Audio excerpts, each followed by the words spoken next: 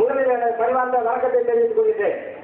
காரணம், இன்றைய தினம் மரியாதைக்குரிய நாடாளுமன்ற உறுப்பினர் நமது பாசத்திற்குரிய அண்ணன் வெற்றி விழா தெரிவிப்பதற்காக இங்கு வந்திருக்கிறார்.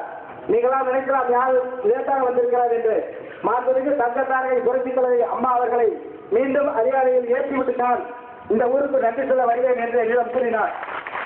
அதேபடியாக மீண்டும் அதிகாரியை அமர்த்திவிட்டு அதே சூடாக சுற்றுப்பயணம் மேற்கொண்டிருக்கிறார்.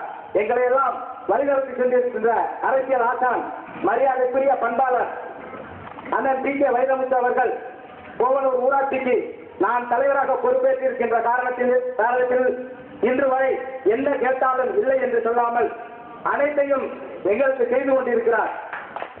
நான் கேட்பதை கையளவாக இருந்தாலும் அவர் எங்களுக்கு கடலளவு அள்ளி கொடுத்துக் கொண்டிருக்கிறார்.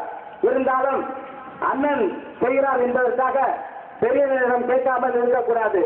நான் ஓட்டு போடும் பொழுது அந்த பள்ளிக்கூடத்தில் ஓட்டு போட்ட மக்கள் எல்லோரும் சொன்னார்கள், நானும் அண்ணனுக்கு வாக்கு கொடுத்தேன். ஓட்டு போடும் பொழுது நமது ஊருக்கு வந்தார். அப்பொழுது நான் சொன்னேன், அண்ணே நீங்கள் வெற்றி பெற்று விட்டீர்கள், எம்பி ஆகி விட்டீர்கள். கோவலூர் ஊராட்சி மரியாதைக்குரிய அண்ணன் சட்டமன்ற உறுப்பினர், மரியாதைக்குரிய சேர்மன், மாவட்ட கவுன்சிலர் அவர்களின் ஒற்றுமையோடு தூய்மையான ஊராட்சி டெல்லி அவார்டு கிடைத்திருக்கிறது. அந்த அவார்டு வாங்கினார். டெல்லிக்கு வரும் பொழுது அண்ணனை ஒரு எம்பியாக டெல்லியில் பார்க்க வேண்டும் என்று கூறினேன். கட்டி அழைத்து நிச்சயமாக உங்களுடைய கோரிக்கை நிறைவேறும், நான் எம்பியாக இருப்பேன், நீ ஊராட்சி அவார்டு வாங்க புறப்பட்டு வா என்று சொன்னார். எல்லாம் ரெடியாகிவிட்டது.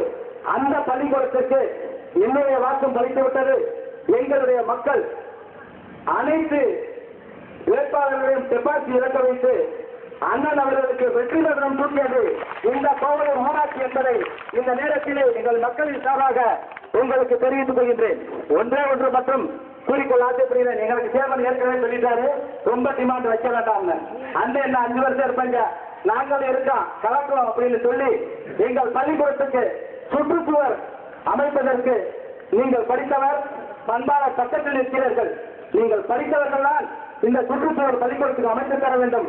அதற்கு ஏறக்குறைய ஒரு 10 லட்சம் ரூபாய் நிதி தேவைப்படுவதாக இன்ஜினியர் கூறியிருக்கிறார். அதை உங்களுடைய திருக்கரங்களால் இந்த கம்பீரமான அரங்கத்தில் இருந்து உங்கள் திருவாயினால் அறிவிக்க வேண்டும் என்று எங்களுடைய பணியோடு கேட்டுக்கொண்டு அண்ணனை பேச அழைப்பார் அன்போடு கேட்டுக்கொள்கிறேன்.